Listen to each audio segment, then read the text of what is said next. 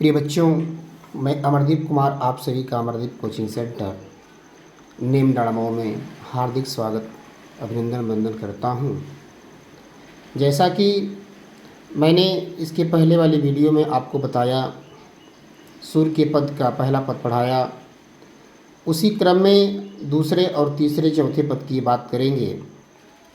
जब श्री कृष्ण के द्वारा उद्धव से योग रूपी संदेश भिजवाया जाता है तो गोपियाँ उद्धव पर व्यंग करते हुए, जैसा कि मैंने पहले पद में बताया, क्या कहती हैं। दूसरे पद में कह रही हैं कि मन की मन ही माज रही, कहिए जाई कौन पे उद्धव ना ही परत कही। गोपियाँ उद्धव से कह रही हैं कि हे उद्धव, हमारी मन की तो बातें कहाँ रह गई, मन में ही रह गई। कुछ बातें हैं जो हम सब आपसे कहना तो चाहती हैं लेकिन कह नहीं पा रही हैं। अगली पंक्ति, अवधि आधार आस आवन की तन मन बिथा सही, अब इन जोग संदेश नि सुनि सुनि बिरहिन बिरह दही।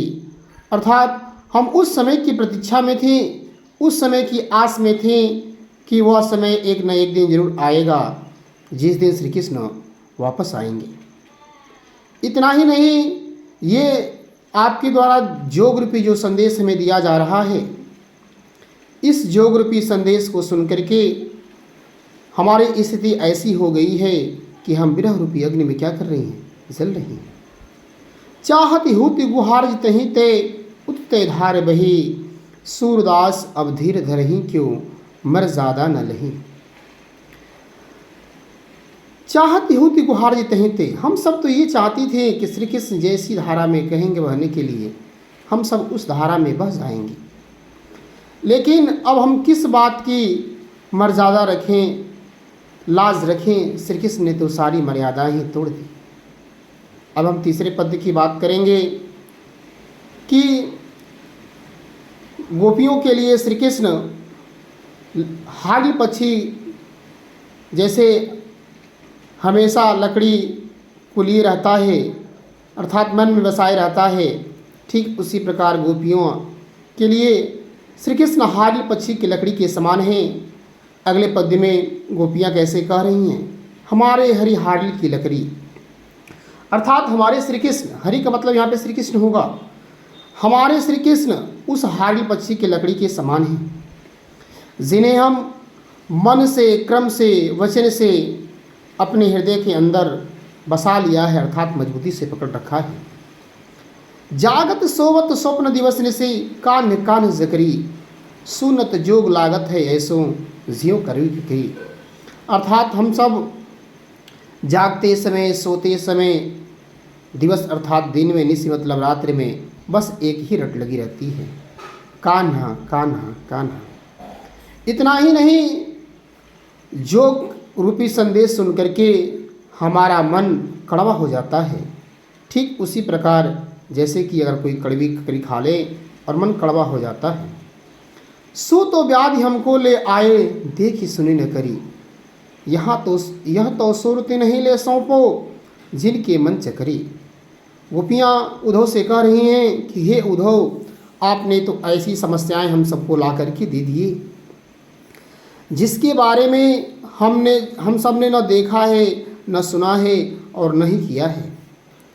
हे उद्धव, आपसे आग्रह है कि आप यह जोग रूपी संदेश उन्हें ले जाकर के सौंप दें, अर्थात दे दें जिनका मन अस्थिर हो। हमारा मन तो श्री कृष्ण के प्रेम में लग गया है। अगले पद और लास्ट पद की हम बात करेंगे। हरि है राजनीति पढ़ी आए।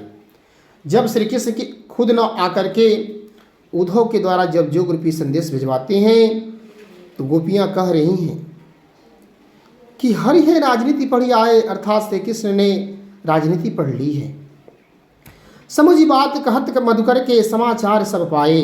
और ये बात तब कहती हैं गोपियाँ जब उद्धव के द्वारा जोग रूपी संदेश की बात की जाती है और इस बात को जब भली भांति समझ जाती हैं।